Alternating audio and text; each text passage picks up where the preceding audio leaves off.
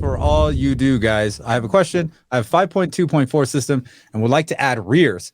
Problem is, I only have space for one rear speaker. Is there a way to route left and right rear channels to one speaker? This is a great question, and then this couldn't have come at a better time. There is one of my viewers who has been complaining about this forever. He can't now, if you're using a Denon and Marantz, you can select surround back and you can set that to one speaker. However, it is not an approved layout with Dolby Atmos. So when he's playing an Atmos track, nothing will ever come out of that one singular rear speaker at all. And so I'm going to make a video about it because there's other things that Atmos isn't doing. Like there's a configuration in the Denon receiver without surround back, but with front wides as a 7.1.4 configuration. So where does it place the sound of the surround backs? In the surrounds? I don't know. It's another part of the thing where if it's not an approved Atmos layout, chances are you're probably not going to get sound from it if you're running Atmos. It kind of sucks.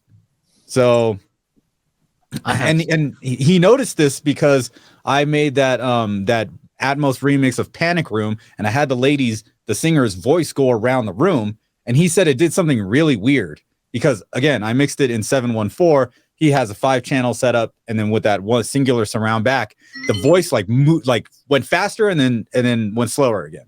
It was like it was weird instead of just an even panning around at the same speed like I programmed it. So, and the other thing to add to that is in Floyd Tool's book, they talk about different configurations, and they tested out to see where the speakers work best, and they found that putting a speaker directly behind you, a single one, actually is worse sometimes because you may perceive that as coming from the front. There's a weird effect that happens when there's a single speaker behind you, where it's definitely possible where it can trick your brain into thinking it's coming from in front of you instead of behind you. It's very weird.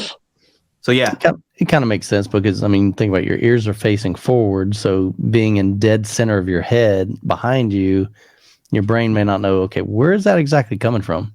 Yeah. Versus when they're off to the side and back here, you can kind of hear more around your peripheral ear. If that's even, so there's something over here. Okay, I can figure out where that's at. I can figure out where this is at. But when it's right back here, you're like, right, I don't know. Right, because what are we doing? We're using timing reference, right? Mm-hmm. So when the initial sound is and then when the reflection is to tell you where it is it over this way or this way? Well, if it's in the center, that's not very helpful. Yeah. Right? Yeah. And then level differences, well, the same level. Right? So you can't really tell. Yeah, it's very interesting.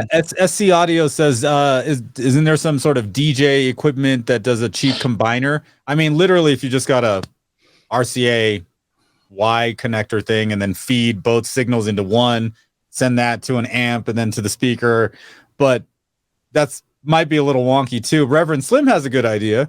If you're just dying to put a single speaker behind you, you could do something like the SVS Ultra Surround, where you can actually plug in a left and a right, and it's dispersed like 180-degree dispersion. That actually might be your best bet. But then of course you're going to have to. But you're feeding it two different. You're feeding channels. One speaker two different things because there's two different speaker configurations with that SVS Ultra Surround. I didn't know they had that option. So why did they make that? So that you can put. So if you don't have room behind you, the front part of it would be your surround, and the rear part of it would be connected to your surround back. Right. Interesting. Okay. Yeah. Did it work? I mean, I didn't. I thought it was weird for me. Yeah. I didn't really like it per se. But definitely different. Or worst case scenario, you could always go this route right here. This will work. See? Don't worry, man. You got boom surrounds right behind you in the kitchen. Oh no. It'll work.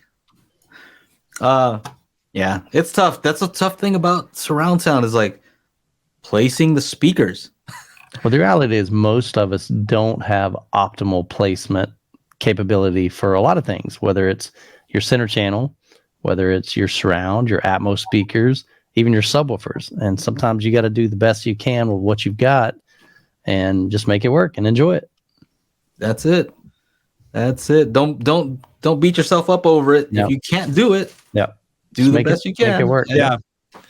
And just So yeah, going back to the question, I'd say just stay with your 5-2-4 and do that.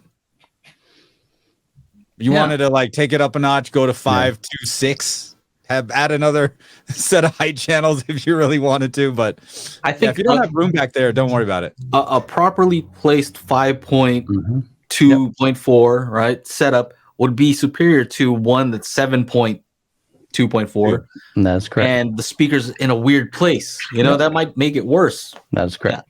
More speakers doesn't always make it better. All right, everybody. We do the Daily Hi-Fi podcast every Monday, 4 p.m. Pacific Standard Time. So make sure you join up to the YouTube channel, youtube.com/Daily Hi-Fi, and we will see you there for the big show every Monday. Yeah.